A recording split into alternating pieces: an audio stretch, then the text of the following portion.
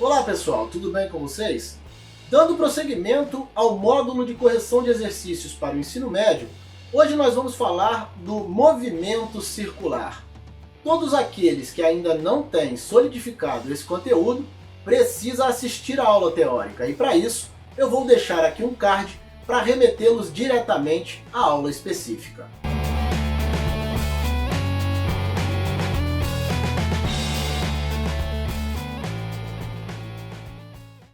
Vamos ao nosso primeiro exercício de aplicação. Um corpo se movimenta em trajetória circular no sentido anti-horário. Nos instantes 3 segundos e 5 segundos, suas posições são respectivamente 30 graus e 120 graus. Calcular o ângulo descrito nesse intervalo de tempo. Já deixei o desenho aqui para a gente interpretar o que está sendo dito, vamos lá. Bom, aqui o móvel está exatamente sobre esse ponto, com 3 segundos, e vai descrever essa trajetória circular até o tempo 5 segundos.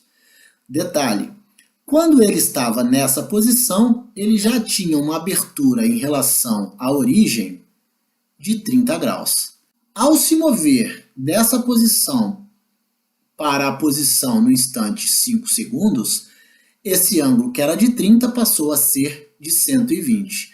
Ele quer saber a variação do espaço angular. Tranquilo, né?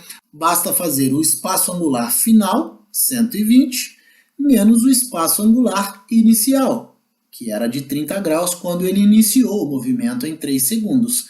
Isso me dará uma variação do espaço angular de 90 graus. Em radianos, π sobre 2 radianos, porque 180 graus é igual a π radianos.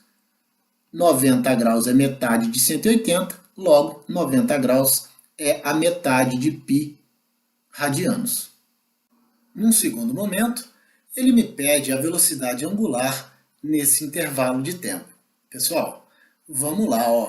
Qual é a variação do espaço angular que nós encontramos? π sobre 2 radianos, tá certo? E qual é o intervalo de tempo desse movimento? Para eu encontrar esse valor, basta eu fazer o tempo final, ou o tempo 2, menos o tempo inicial, ou o tempo 1. Isso vai me dar uma variação de 2 segundos, tá certo? Então, para eu encontrar a velocidade angular média, basta eu fazer a variação do espaço angular dividido pela variação de tempo. E qual é a variação do espaço angular? π sobre 2 radianos. E a variação de tempo? 2 segundos. Logo, a minha velocidade média angular será π sobre 2 vezes meio, porque dividir por 2 é a mesma coisa que multiplicar por meio. E isso daqui vai me dar π sobre 4 radianos por segundo. É a minha velocidade angular média. Vamos ver? Eu deixei pronto aqui no próximo slide. Está aí exatamente como a gente fez o cálculo no slide anterior, tudo bem? A velocidade angular média será π sobre 4 radianos por segundo. Vale só um comentário aqui, π sobre 4 é o mesmo que 45 graus, né? 45 graus por segundo, tudo bem? É claro que a velocidade é dada em radianos por segundo, porque essa é a unidade de medida no SI.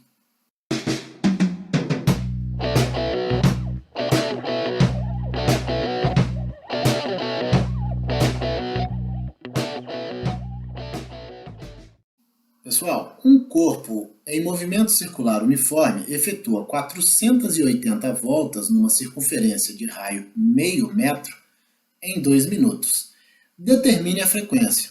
Muito tranquilo isso aqui, vamos lá. Nós sabemos que 2 minutos tem 120 segundos, tá certo? Então, a frequência será 480 voltas dividido por 120 segundos. Isso daqui vai dar 4 voltas por segundo. E o que são 4 voltas por segundo? São 4 rotações por segundo, que por sua vez são iguais a 4 Essa é a frequência, dada em RPS ou dada em Hertz. Lembrar que 1 RPS é a mesma coisa que 1 Hertz. Tudo bem? Vamos ver aí no próximo slide, ela já pronta. Deixa eu limpar a tela. Tá aí, 4 Hz, tudo bem? Agora o problema me pede o período. Também muito tranquilo. A frequência é igual a 1 sobre o período.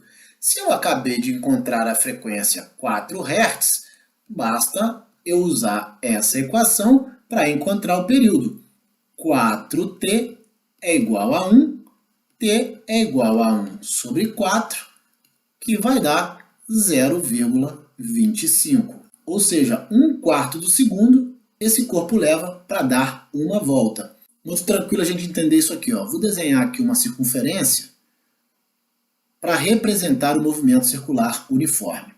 Vamos lá. Está me dizendo aqui que ele leva 0,25 segundo ou 1/4 do segundo para dar uma volta completa. Então é o seguinte, ó, se eu parto daqui, ó, vamos lá, com 1/4 de segundo ele deu uma volta completa. Com 2/4 de segundo ele deu 2 voltas completas. Com 3/4 de segundo, 3 voltas completas. Com 4/4 de segundo, ou seja, com um segundo inteiro, ele deu 4 voltas completas. É a frequência, ó, 4 voltas por segundo. Tudo bem? Bem legal, né? Deixa eu limpar a tela. Tá ele aí, ó. O período 1/4 do segundo, ou 0,25 do segundo, né? Tanto faz. Ainda no mesmo problema, agora ele quer a velocidade angular desse corpo. Tranquilo, né? A velocidade angular é uma volta completa dividida pelo período. Afinal de contas, a velocidade angular não é o espaço angular dividido pelo tempo? É exatamente isso, né? E qual é o espaço angular no caso de uma volta completa? 2π. 2π é 360, né? 2π radianos vale 360 graus. E qual é o tempo de uma volta completa? É o período. Então eu terei 2π dividido por 1/4, que é o período que eu achei no item anterior. Isso daqui, ó, é 2π vezes 4, porque dividir por 1/4 é multiplicar por 4. Então a velocidade angular será de 8π radianos por segundo. Vamos ver aí no próximo slide, que ele já está pronto com o valor. Está aqui, 8π radianos por segundo. Por fim, agora ele quer a velocidade escalar. A velocidade escalar é a velocidade angular vezes o raio, né? Vezes o raio da circunferência descrita pelo movimento. Então, eu acabei de encontrar no slide anterior que a velocidade angular é 8π radianos, tá certo? Vezes o raio, que é 0,5 metros, eu vou ter uma velocidade escalar de 4π metros por segundo. Pessoal, velocidade escalar é dada em metros por segundo. Velocidade angular é dada em radianos por segundo. Vamos ver aqui no próximo slide. Ela já pronta aí, ó. Tá aí, 4π metros por segundo.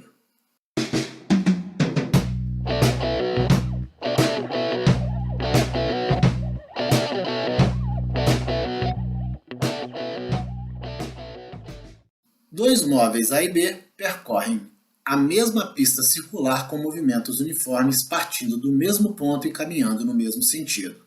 Determinar as velocidades angulares desses móveis, sabendo que, meio segundo após a partida, eles se alinham pela primeira vez no centro da pista, e que a velocidade angular de B é o triplo da velocidade angular de A.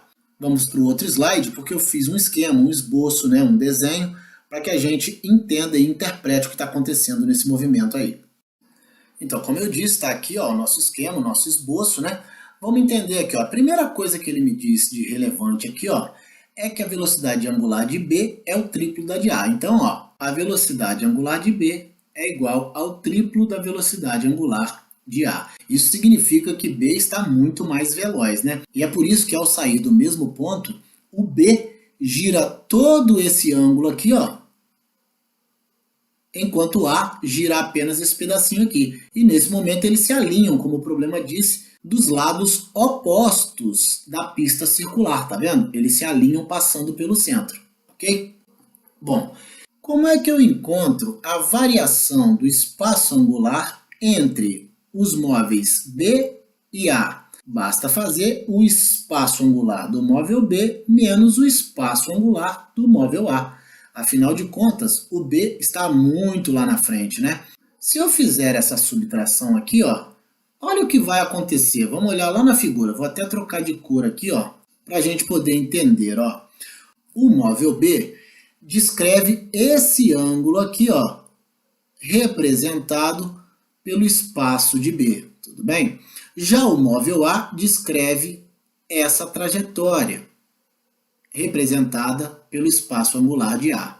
Se eu retirar de todo o espaço B o espaço A, vai me sobrar apenas esse pedaço que eu estou pintando de azul aqui, ó. Vê se não é esse pedaço que vai me sobrar. Eu estou tirando da trajetória de B a trajetória de A. E isso é exatamente 180 graus, porque olha aqui, ó. Vê se a meia volta aqui não vale 180 graus.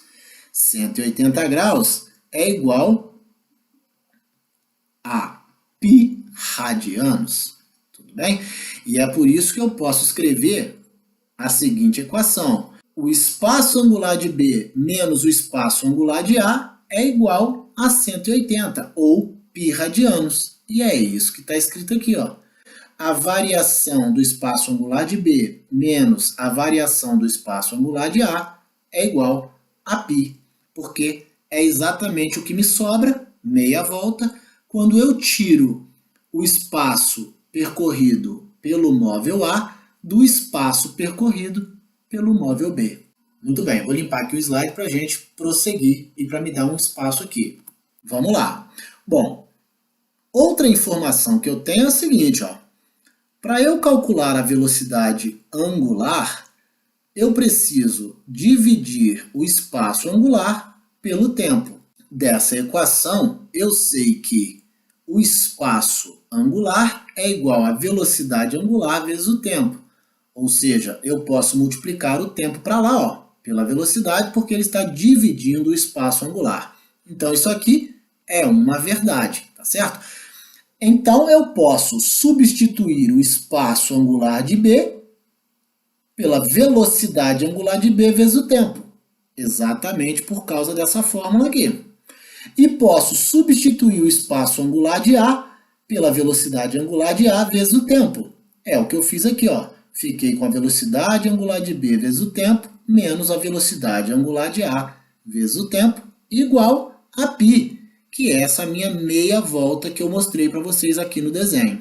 Tudo bem? Lembrar que π é 180 graus, meia volta, né? É porque aqui está em radianos. Beleza. Olha aqui o que o problema me falou, ó. Que a velocidade angular de B é igual ao triplo da velocidade angular de A. Então, aqui, ó, onde é a velocidade angular de B, eu posso trocar por 3 vezes a velocidade angular de A. Tranquilo? Vezes o tempo, que é meio segundo, tá aqui no problema, ó, menos a velocidade angular de A vezes o tempo de novo, os mesmos meio segundo, tudo bem? E isso é igual a π. Pessoal, e quanto dá 3 vezes 0,5? 1,5 ômega A menos ômega A vezes meio, meio ômega A é igual a π. E 1,5 ômega A menos 0,5 ômega A dá ômega A igual a π radianos por segundo. Então, essa é a velocidade angular do móvel A. E como é que eu encontrei a velocidade angular do móvel B? Bom, eu estou vendo aqui que a velocidade angular do móvel B é 3 vezes a velocidade angular do móvel A. Então, basta eu substituir a velocidade angular do móvel A pelo valor dela, que é π. Logo, eu vou ter uma velocidade angular para o móvel B de 3π radianos por segundo. É o que está escrito aqui.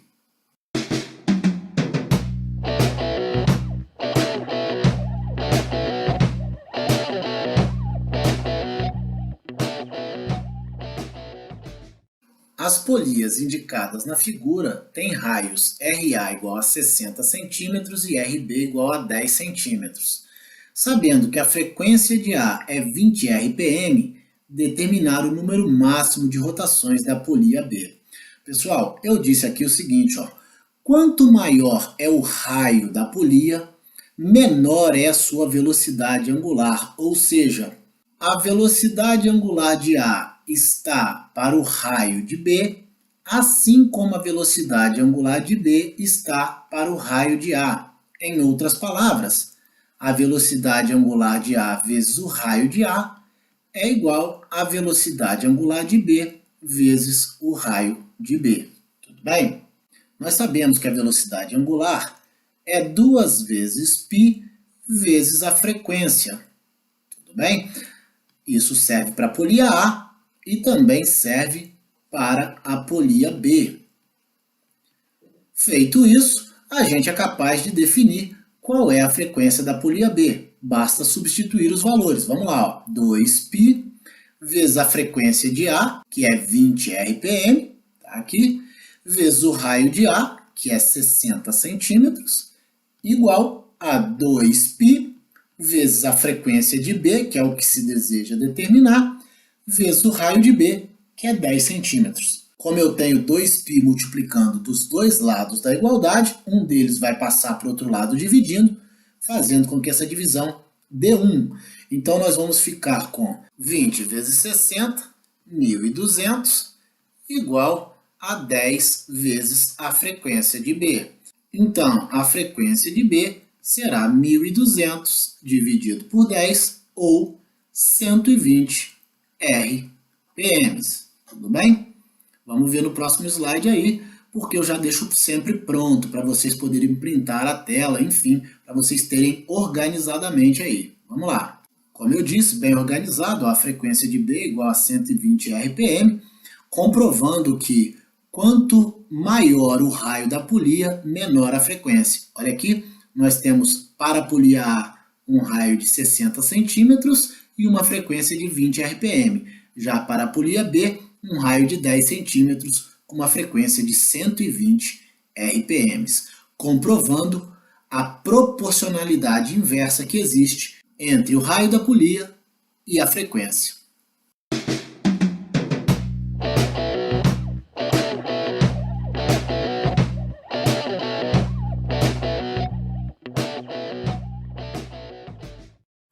As polias indicadas na figura giram coaxialmente. Pessoal, girar coaxialmente significa ligada por um mesmo eixo, tudo bem? Sabendo que o raio de A é 20 centímetros e o raio de B 60 centímetros, e que a velocidade escalar de um ponto periférico da polia A é de 50 centímetros por segundo, calcular a velocidade do ponto X. Pessoal, vamos lá, ó. Pessoal, nós vimos lá na nossa aula teórica que a velocidade da polia A está para o raio da polia A, assim como a velocidade da polia B está para o raio da polia B. As velocidades escalares são diretamente proporcionais aos raios das polias. Por que essa proporcionalidade aqui é verdadeira? Eu vou considerar aqui um ponto Y e aqui um ponto X, e vou considerar que ambos deram meia volta e chegaram nesse ponto aqui, tanto o Y quanto o X, tudo bem? Bom, para chegar a esse ponto, ambos os pontos levaram o mesmo tempo, mas o ponto X teve que percorrer uma distância muito maior para chegar lá do que o ponto Y, dado o raio da polia B ser maior do que da polia A. Tudo bem? Pois bem, como as distâncias percorridas pelo ponto X e pelo ponto Y são medidas das circunferências de raios A e B, podemos afirmar com certeza que quanto maior o raio, maior a velocidade escalar do ponto. Dito isso tudo, pessoal, basta eu substituir aqui os valores, né? Ó, a velocidade de A é 50, foi dada aqui, ó, dividido pelo raio de A, que é 20, vai ser igual à velocidade de B, que é o que ele pergunta, aqui a velocidade do ponto X na polia B, dividido pelo raio de B, que é 60. Fazendo o produto dos meios pelos extremos, eu vou ter 20 VB igual a 3.000. VB é igual a 3.000 dividido por 20, que vai dar 150 centímetros por segundo de velocidade para esse ponto X. Vamos ver aqui no nosso próximo slide, só para a gente poder mostrar para vocês de forma organizada. Tá aí, como eu disse para vocês, de forma organizada, a velocidade do ponto X, 150 centímetros por segundo.